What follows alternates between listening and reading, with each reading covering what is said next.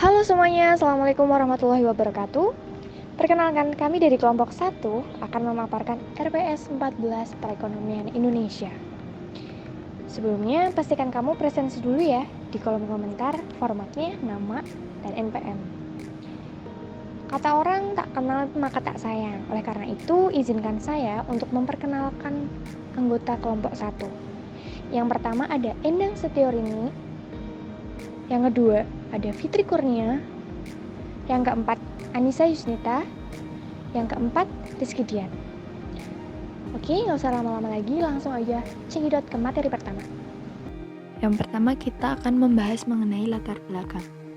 Perkembangan ekonomi era modern mendorong perkembangan industri dalam suatu negara.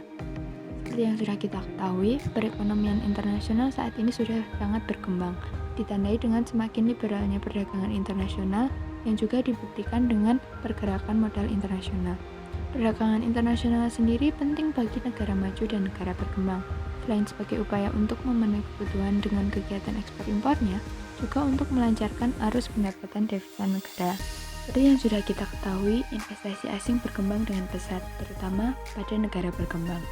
Banyak pembiayaan pembangunan di negara berkembang modalnya berasal dari investasi asing, tetapi hal itu juga dapat berdampak pada meningkatnya inflasi yang dapat mempengaruhi pertumbuhan ekonomi suatu negara yang berkaitan. Pertumbuhan ekonomi sendiri dapat diketahui melalui beberapa indikator, di antaranya perdagangan internasional, investasi, dan inflasi. Dari indikator tersebut, kita dapat mengetahui bagaimana perkembangan ekonomi di Indonesia dan di dunia. Di dunia sendiri, kita mengambil sampel negara Amerika Serikat dan Cina. Alasan kita menggunakan negara Amerika Serikat dan Cina untuk mengetahui perkembangan ekonomi di dunia, hal ini dikarenakan kedua negara tersebut secara langsung dan tidak langsung berpengaruh terhadap perekonomian di Indonesia. Gambaran umum perekonomian Indonesia dan perekonomian dunia.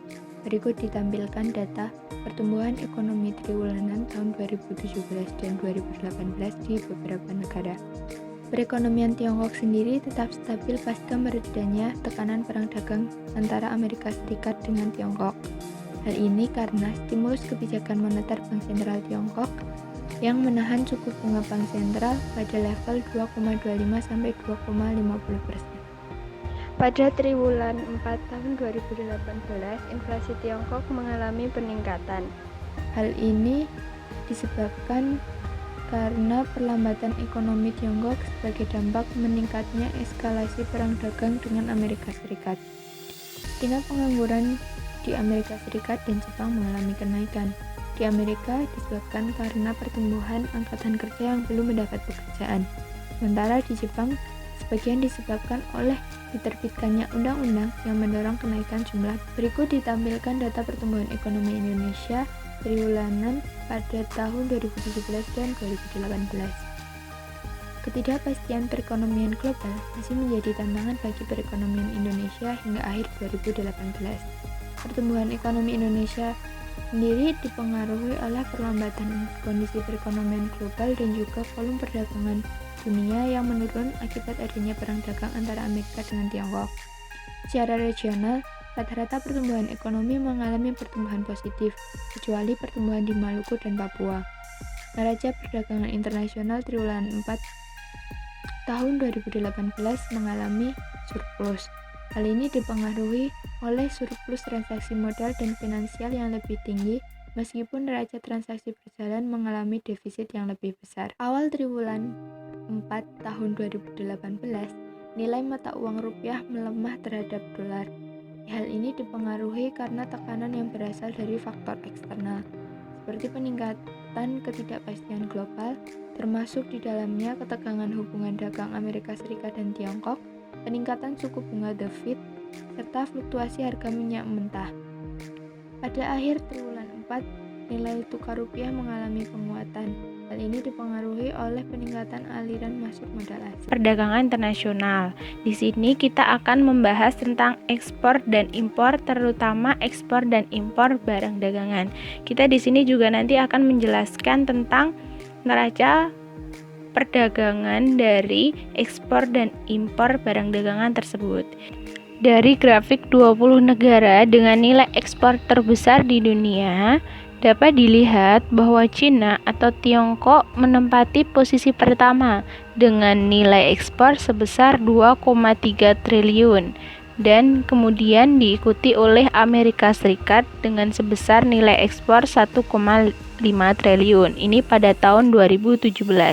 Dan untuk Indonesia sendiri itu tidak masuk dalam 20 negara tersebut karena nilai ekspornya belum sebesar negara-negara tersebut.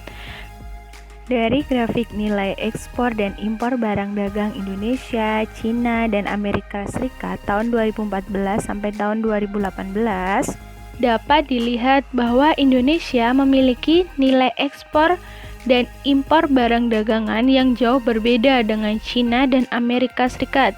Hal ini karena Cina dan Amerika Serikat merupakan negara maju dan merupakan negara-negara yang menguasai perekonomian dunia, dan mereka juga memberikan pengaruh besar terhadap perekonomian dunia dan juga terhadap negara-negara berkembang.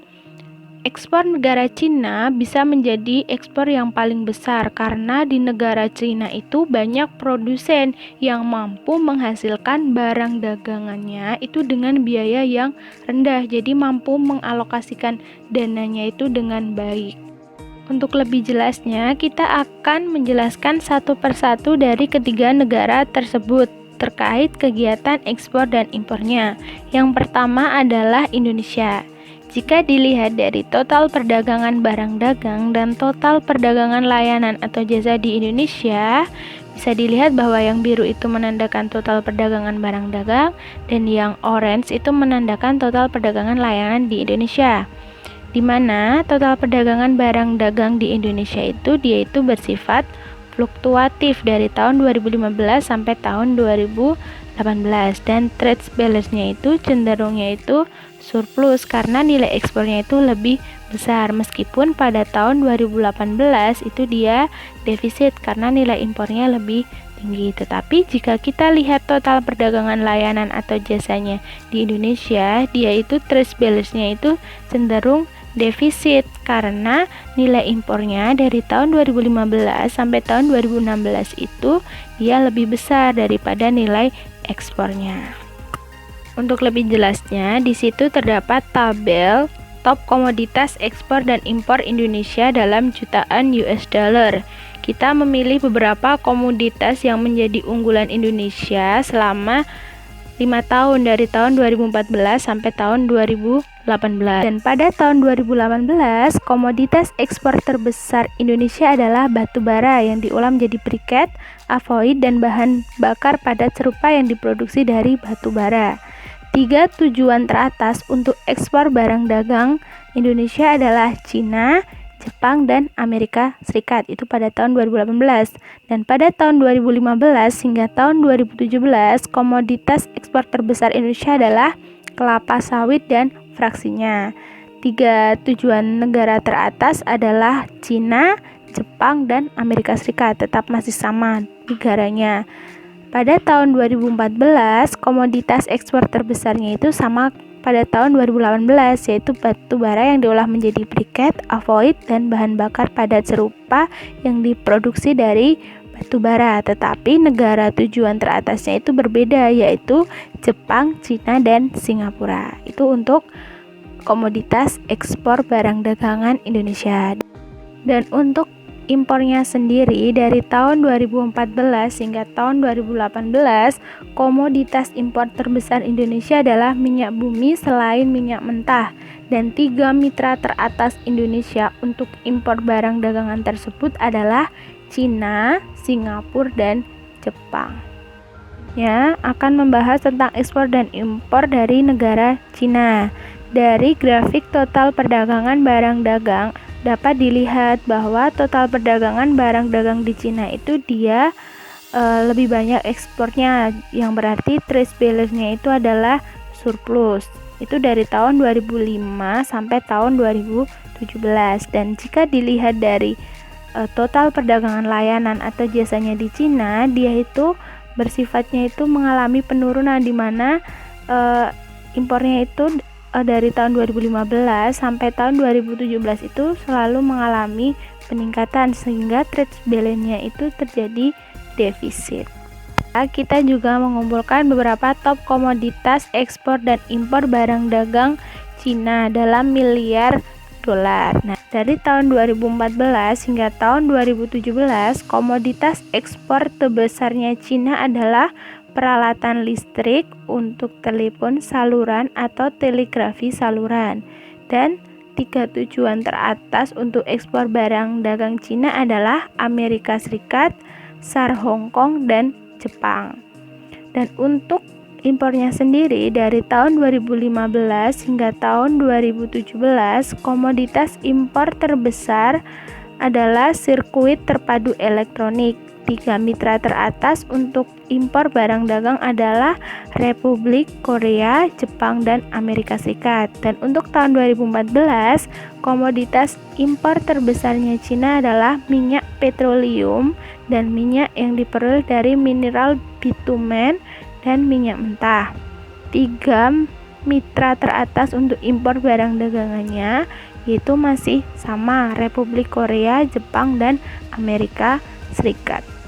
Negara terakhir yang kita bahas adalah Amerika Serikat. Jika dilihat dari grafik total perdagangan barang dagang dan total perdagangan layanan atau jasa di Amerika Serikat, bahwa total perdagangan barang dagang di Amerika Serikat dari tahun 2015 sampai tahun 2018 dia itu memiliki nilai impor yang lebih besar daripada ekspornya, sehingga bisa dikatakan bahwa trade balance-nya itu mengalami defisit. Tetapi berbeda halnya dengan total perdagangan atau layanan atau jasa di Amerika Serikat, dia itu ekspornya lebih besar daripada nilai impornya pada tahun 2015 sampai tahun 2017, sehingga trade balance-nya bisa dikatakan mengalami surplus. Top komoditas ekspor dan impor Amerika Serikat dalam miliar US dollar. Di situ teman-teman bisa melihat top komoditas ekspor dan impor Amerika Serikat selama 5 tahun dari tahun 2014 sampai tahun 2018.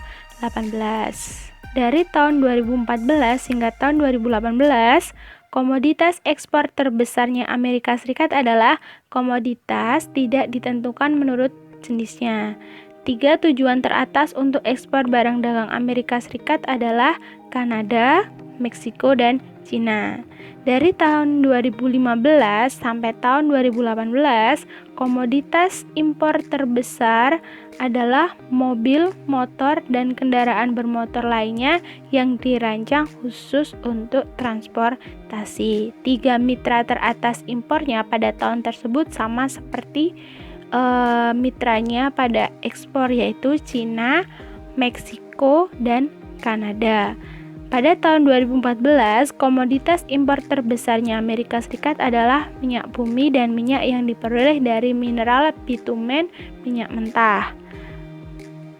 3 mitra teratasnya yaitu sama, Cina, Kanada, dan Meksiko. Berdasarkan data dan penjelasan sebelumnya, dapat disimpulkan bahwa Indonesia itu memiliki hubungan kerjasama perdagangan yang erat dengan Cina dan Amerika Serikat, tetapi lebih eratnya itu terhadap Cina karena Cina itu termasuk 3 besar negara yang masuk dalam kegiatan ekspor dan impornya Indonesia. Dan untuk Cina dan Amerika Serikat sendiri, mereka juga memiliki hubungan kerjasama perdagangan yang erat, meskipun pada tahun 2018 sampai tahun 2019 itu terjadi perang dagang di antara keduanya yang sangat memberikan dampak terhadap perekonomian dunia, termasuknya Indonesia. Indonesia sendiri memiliki nilai ekspor yang rendah karena Indonesia itu kebanyakan melakukan ekspor bahan baku atau bahan mentah, sehingga nilai yang diperoleh jauh lebih kecil dari negara yang dapat mengekspor barang jadi, misalnya Cina, karena nilai tambahannya itu lebih besar. Jadi Indonesia itu lebih banyak mengekspor bahan mentah daripada bahan jadi kan lebih banyak uang yang dikeluarkan daripada yang didapatkannya. Realitanya, ekspor Indonesia masih mengandalkan bahan mentah seperti bahan tambang, kelapa sawit, karet, di mana harganya masih tergantung dengan global. Jika harganya menurun, nilai ekspor Indonesia pun juga ikut menurun. Perdagangan akan mempengaruhi perekonomian dalam negeri karena terkait dengan penggunaan dana negara dan dana yang diperoleh oleh negara. Jadi, perdagangan internasional sendiri itu akan sangat berpengaruh pada suatu negara karena dengan adanya perdagangan internasional tersebut, negara itu bisa memperoleh uang dari mana dan uang itu untuk digunakan untuk apa karena adanya kegiatan ekspor dan impor tersebut. Investasi merupakan salah satu faktor produksi dan menjadi faktor untuk meningkatkan pertumbuhan ekonomi. Dengan demikian, dapat dikatakan bahwa investasi merupakan langkah awal pembangunan ekonomi. Dinamika investasi menandakan tinggi rendahnya suatu pertumbuhan ekonomi. Tiongkok dan Amerika Serikat memiliki pengaruh yang cukup besar terhadap perekonomian Indonesia. Seperti yang dituliskan oleh Darwin tahun 2016, sesuai dengan teori Solow yang menyebutkan bahwa investasi berpengaruh terhadap tingkat perekonomian dan pertumbuhannya. Pertumbuhan ekonomi bergantung pada perkembangan modal. Hampir seluruh ahli ekonomi menekankan arti penting penanaman modal sebagai salah satu faktor dan penentu utama pertumbuhan ekonomi. Di suatu pihak, investasi mencerminkan permintaan efektif, dan di lain pihak, ia mencerminkan kemampuan penawaran yang menciptakan efisiensi produktif bagi produksi di masa depan. Perkembangan realisasi investasi PMA dan PMDN berdasarkan negara per sektor. Amerika Serikat kerap kali mendominasi PMA yang berasal dari sektor primer. Berdasarkan data dari NSWI tahun 2018, sektor primer yang mendominasi yaitu sektor pertambangan. Kemudian di Tiongkok lebih banyak mendominasi pada sektor sekunder dan sektor tersier. Sektor sekunder berasal dari industri logam dasar, barang logam, bukan mesin dan peralatannya. Sedangkan untuk sektor tersier berasal dari sektor perumahan, kawasan industri dan perkantoran, listrik, air dan gas, serta perdagangan dan reparasi. Untuk di Indonesia sendiri, nilai investasi PMDN untuk sektor primer menjadi yang terendah berdasarkan data tersebut. PMDN di Indonesia lebih banyak didominasi dari sektor sekunder dan sektor tersier. Berikut ini kami sajikan 5 besar sektor realisasi PMA Amerika Serikat tahun 2014 hingga 2018. Dapat kita ketahui bersama bahwa selama 3 tahun berturut-turut, tanaman pangan, perkebunan, dan peternakan menduduki peringkat 1 realisasi PMA Amerika Serikat. Namun di tahun berikutnya, pertambangan menduduki peringkat 1, menggeser tanaman pangan, perkebunan, dan peternakan dari peringkat 1. Selanjutnya, kami sajikan 5 besar sektor realisasi PMA Republik Rakyat Tiongkok tahun 2014 hingga tahun 2018. Pada investasi Tiongkok, sektor listrik, gas, air, dan industri logam dasar, barang logam, bukan mesin dan peralatannya selalu masuk dalam 5 peringkat terbesar. Hal ini mencerminkan Tiongkok untuk terus mempertahankan investasinya di luar negeri. Selain itu juga didukung oleh dengan prinsip bahwa mereka tidak akan membiarkan nilai yuan ditentukan oleh pasar. Banyaknya proyek penanaman modal asing Amerika dan Tiongkok di Indonesia dapat digambarkan melalui grafik berikut ini. Sejak tahun 2014 hingga 2018, Tiongkok lebih mendominasi daripada Amerika Serikat. Secara tren, banyaknya proyek di antara keduanya mengalami fluktuatif. Namun, selisih antara banyaknya proyek Tiongkok dengan banyaknya proyek Amerika terpaut jarak yang cukup jauh, sehingga dapat dikatakan bahwa Tiongkok memiliki pengaruh yang lebih besar terhadap perekonomian di Indonesia. Jadi, apabila Tiongkok mengalami guncangan ekonomi, hal tersebut dapat terasa dampaknya terhadap perekonomian di Indonesia.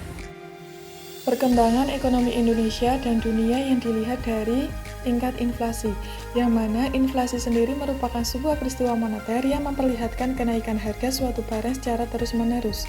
Kestabilan inflasi ini dapat memberikan dampak positif bagi perekonomian Indonesia. Berikut merupakan grafik tingkat inflasi 3 negara.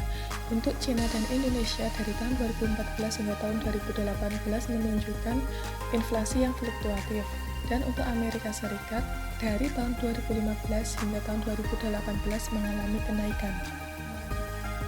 Untuk perkembangan inflasi Indonesia tahun 2014 yaitu sebesar 8,36 yang diakibatkan oleh naiknya BBM sehingga biaya transportasi naik dan harga-harga mengalami kenaikan. Inflasi Indonesia tahun 2015 mengalami penurunan yang diakibatkan oleh pesimisme konsumen atas ketersediaan lapangan kerja. Kemudian tahun 2016 juga mengalami penurunan yang diakibatkan oleh adanya penurunan daya beli masyarakat yang dikendalikan oleh volatil food. Tahun 2017 inflasi Indonesia mengalami kenaikan yang dipengaruhi oleh harga-harga yang diatur pemerintah, biaya perpanjangan STNK, dan naiknya komponen bahan pangan. Inflasi Indonesia tahun 2018 mengalami penurunan yang disebabkan oleh naiknya harga BBM karena kenaikan harga minyak, kemudian harga beras, harga rokok, dan kebutuhan masyarakat yang lainnya. Kemudian langkah-langkah pemerintah tahun 2018, kebijakan BI diterapkan untuk menjaga nilai rupiah agar tidak terlalu fluktuatif dengan menaikkan suku bunga acuannya. Perkembangan inflasi Cina. Inflasi Cina dari tahun 2014 hingga tahun 2016 mengalami kenaikan namun masih cukup terkendali. Tekanan inflasi disebabkan oleh lonjakan harga pangan sebagai dampak El Nino yang dapat mempengaruhi keseimbangan sisi penawaran hingga awal 2016. Kenaikan inflasi hingga tahun 2016 merupakan perekonomian Cina akan mengalami perlambatan yang cukup resisten yang dipicu oleh adanya kondisi rapid aging society. Tahun 2017, inflasi Cina mengalami penurunan yang disebabkan oleh lemahnya konsumsi domestik. Tahun 2018, inflasi Cina mengalami peningkatan. Hal ini seiring kenaikan harga bahan makanan, khususnya daging babi dan buah-buahan. Kenaikan harga makanan disebabkan oleh kendala suplai akibat cuaca buruk dan wabah flu babi. Selain itu juga dipicu kenaikan harga minyak, depresi yuan, serta peningkatan kunjungan turis menjelang liburan Golden Week Festival.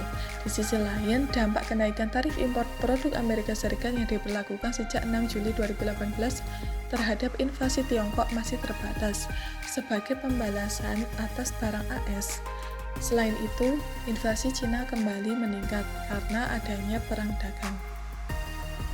Perkembangan inflasi Amerika Serikat.